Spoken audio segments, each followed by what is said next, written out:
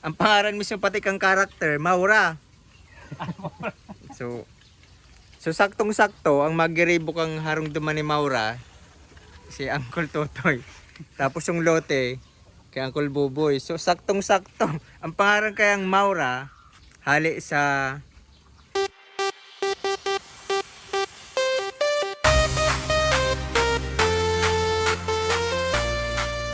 parang pinagtatagpo to ng tadhana. Kasi nung unang pinuntahan ko to, hindi ko talaga alam kung kanino siya. Basta nagustuhan ko nung unang tingin ko pa lang. So naganap ako ng kakilala na ipapakilala naman kami sa may-ari. At yun na nga, ang may-ari pala nito, yung tito ko din, yung kapatid ni Papa. Oh, ayan, so nasaktuhan ta. Nakakabigla na ang may kasaderi pa lang kang sa tuyang hinahanap duman na lugar ay sa angkol ng balan. So pinaaram ta ang daga na magamit sa pelikula. So ayun, so saktuhan. So imagine mo, saktong-sakto. Tingnan mo, nagkakatagpo-tagpo. Tapos naghahanap kami dati ng gagawa doon. Biglang naging available yung tito ko. So siya dun sa isang gagawa doon. Kung bakit siya parang tinidhana, kasi ang pangalan ng karakter na titira dito ay Maura. Alam niyo ba yung, at siya yung main protagonist natin. At alam niyo ba kung saan nagmula yung Maura? Yun yung pangalan ng lola ko, ng mga nanay nila Papa. Di ba? Ang pangalan mismo pati kang karakter, Maura. So saktong-sakto, ang magiribo kang harong duman ni Maura, si Uncle Totoy. Tapos yung lote, kay Uncle Buboy. So saktong-sakto. So yun, so pinagpaplanuhan namin yung mga gagawin dun sa bahay. Nandito na tayo sa unang location nung pagtatayo natin ng bahay. So nung pinunta natin to dati, wala tong katubig-tubig. Ngayon, so ganito na siya.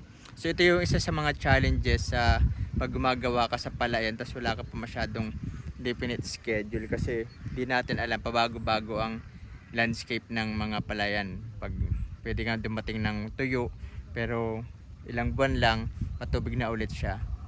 So ito yung inabutan natin ngayon, at yan tayo magtatayo ng bahay. Dahil nga sabi natin last time, ayun lang yung Mount Isarog. Nagkataon lang ngayon hindi natin siya kita dahil puno ng ulap. Nandun din yung Mount Mayon, pulo lang din ang ulap, kaya din natin makita. Let's go, Yaon. Oh, sige, you can do it. Yun, so nandito na tayo. Ito yung magiging location. Ayan. So from scratch, bubuhin natin yung bahay. At magmumula siya nga din sa mga nagbibigay ng mga lumang mga kahoy, pawid. So dito itatayo yun. So bahay ni Maura. So anong kultutoy? Paano? Ikaw, kung saan ano? So yan po, igdi po ang kultutoy ang ano, Dyan. ang harong. Tapos yung may kulungan na igdining manok. So yun na po na siya ano, kwarto. Tapos yan, bintana, kusina. Oo. Na plano na sa lupa, no? And so kaya ako naghahanap din ng mga ibang mga pwede magbigay ng mga lumang kahoy, lumang pawid, kasi kailangan natin lumang bahay na dapat matagal na siyang nakatayo. So dapat hindi magbukang bagong gawa. So kung bago man siyang gawa, at least yung mga gagamitin na material, mga luma. So dito may ilan na. So pwede pa natin magamit yung mga tira-tira. Pero may mga nagbibigay pa din ng mga lumang pawid.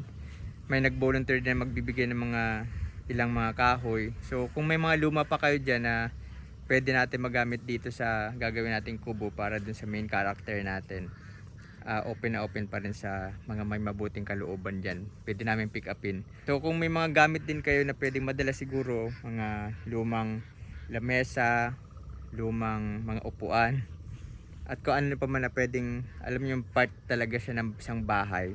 Kahit nga mga kudkudan. Tapos mga gamit sa kusina. Tapos lumang bed, yung sa may isa na may bed din. So salamat sa mga uncle ko na katulong dito sa paggawa nito. Ayun, so abangan nyo ang mga mangyayari dito. So ngayon ganito siya. Abangan natin yung mga susunod na mangyayari. Oh. Ano ginagawa ni Lolo Boboy? So ang challenging ng independent filmmakers. Alam mo yung parang nag-aabang ka na ng mga himala. Tulad ng mga ganito na hindi natin inaasahan na mga uncle ko din pala may-ari. And siguro yun yung pinakasakto dun kasi bahay to ni Maura. Ayun. Yun, so abangan natin yan. Yay!